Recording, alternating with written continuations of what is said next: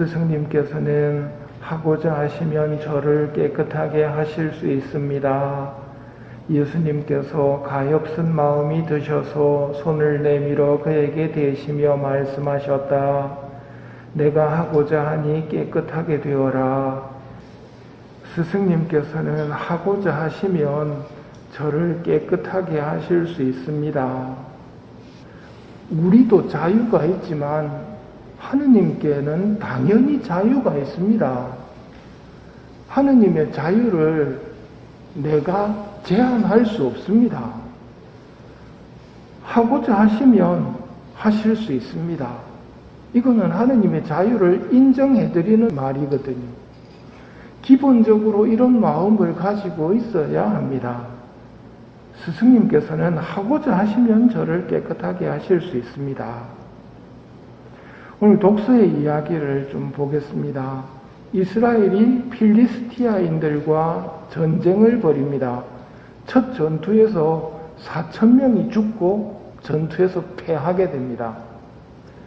그러자 그들이 생각해낸 것이 주님의 계약궤를 모셔옵시다 하고 계약궤를 모셔올 생각을 합니다. 오늘날 놓치면 감시이 되겠죠. 전투에서 졌다. 감시를 모셔오자. 감시를 누가 모셔오겠습니까? 사제가 들고 올 수 있는 거죠, 보통. 계약궤가 왔습니다. 이스라엘군의 사기가 하늘을 찌를 듯 높아졌습니다. 그 소리를 듣고 필리스티아인들도 우리가 지면 히브리인들의 노예가 된다. 사나이답게 죽을 각오로 싸우자.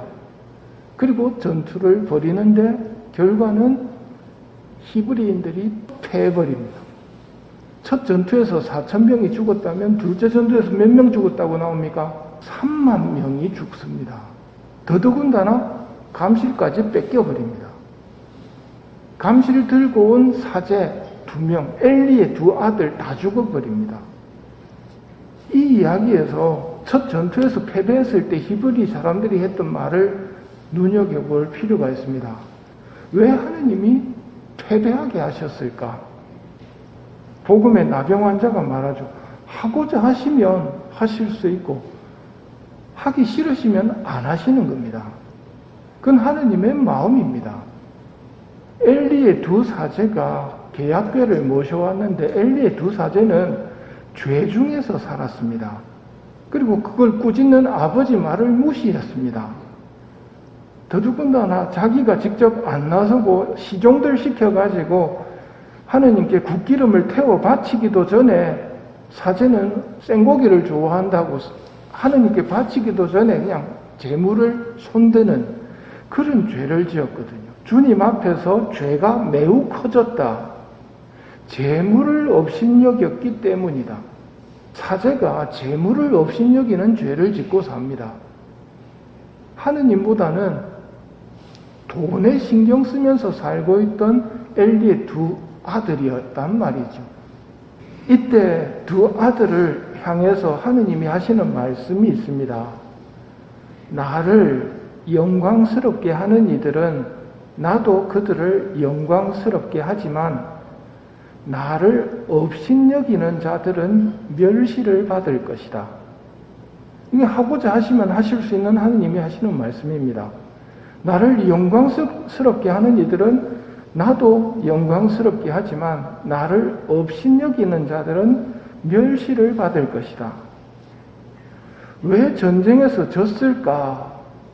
이들은 전쟁만 쳐다보지만 엘리의 2 아들이 그 당시 이스라엘의 신앙 상태를 보여줍니다. 하느님보다는 자기들의 목적을 위해서 하느님을 이용했던 겁니다.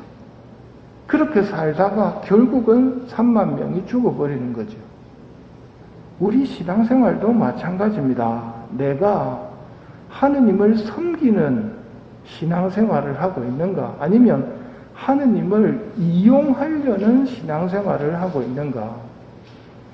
하느님을 업신여기는 사람들은 멸시를 받을 겁니다. 하느님 이용하려고 하는 사람들은 멸시를 받을 겁니다.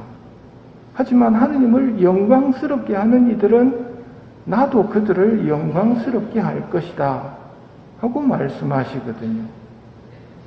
나와 하느님과의 관계를 제대로 정립하셔야 됩니다. 하느님을 뭐라고 부릅니까?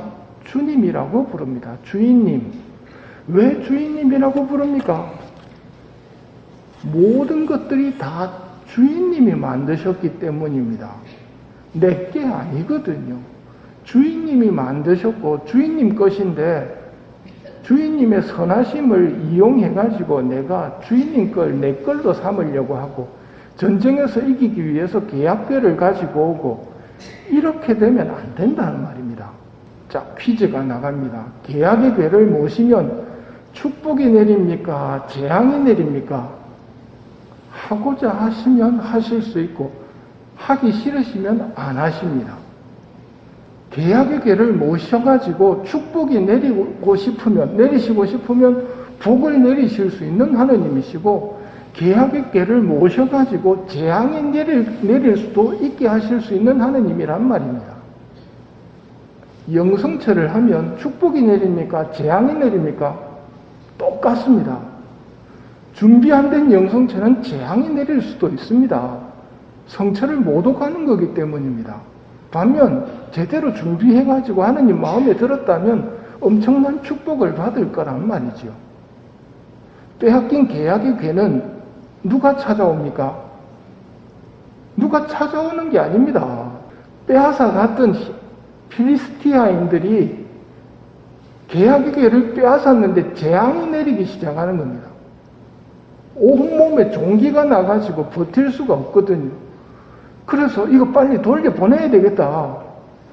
그때 또 한 사람이 이야기합니다. 야, 이게 재수가 없어서 종기가 난 건지 계약의 궤 때문에 종기가 난 건지 어떻게 아느냐. 그러면 이렇게 하자. 소에다가 수레를 달아가지고 계약의 궤를 얹어놓고 새끼 있는 소였기 때문에 이랴 하고 쳤을 때 자기 새끼 쪽으로 가면 재수 없이 종기가 생긴 거고 자기 새끼가 옆에 있는데도 곧바로 히브리 사람들한테로 가면 이거는 계약의 궤 때문이다. 어디로 갑니까? 보지도 않고 히브리 사람 쪽으로 갑니다. 아, 이게 계약의 궤 때문이었구나.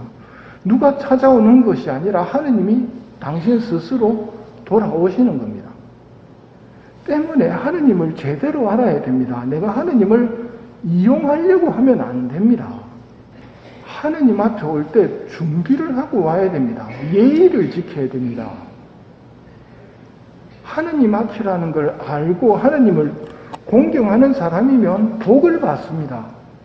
근데 똑같이 감실 앞으로 나오면서 재앙을 몰고 올 수도 있다는 말입니다. 재앙이 내리면 어떡하겠습니까? 무시하는 사람은 무시받습니다. 공경하는 사람은 존중받습니다. 하고자 하시는 분은 당신 마음대로 하실 수 있습니다. 그분은 선하신 분입니다. 선하신 그분께서 당신을 존중하는 사람들에게는 복을 약속하십니다. 반면 당신을 무시하는 사람들에게는 멸시를 받을 거라고 분명히 말씀하시거든요. 오늘 이스라엘 사람들이 자기들의 목적을 위해서 하느님을 이용합니다. 하느님의 뜻은 그게 아니라 삶을 바꾸는 거거든요. 영원한 하늘나라를 차지할 수 있는 삶으로 바꾸는 게 하느님의 뜻인데 그거는 생각하지 않고 세속적인 성공만 생각합니다. 오늘날의 모습과 상당히 닮았습니다. 천국은 전혀 생각도 안 하고 그저 일어나는 코로나 없어지게 해달라고 이야기를 합니다. 하느님의 뜻이 무엇인지 읽을 줄 아는 사람이 되어야 됩니다. 그럴 때 축복 속에서 살아갈 수 있는 겁니다. 죄 중에 있으면서 하느님께 평화를 주십시오, 성공을 주십시오 하고 있으면 하실 수 없어서가 아니라 하기 싫어서 안 해주실 수도 있다는 말입니다. 오늘 이스라엘의 바울을 보면서 하느님 앞에서 나의 신앙생활을 좀 점검했으면 합니다. 하느님이 나에게 바라는 것이 무엇일까? 가장 간단하게는 겸손한 사람이 되는 겁니다. 당신이 주인님이시고 저는 당신을 섬겨야 하는 종입니다. 이 겸손한 마음을 가지고 사는 사람은 축복 속에서 하늘나라를 차지하게 될 것입니다.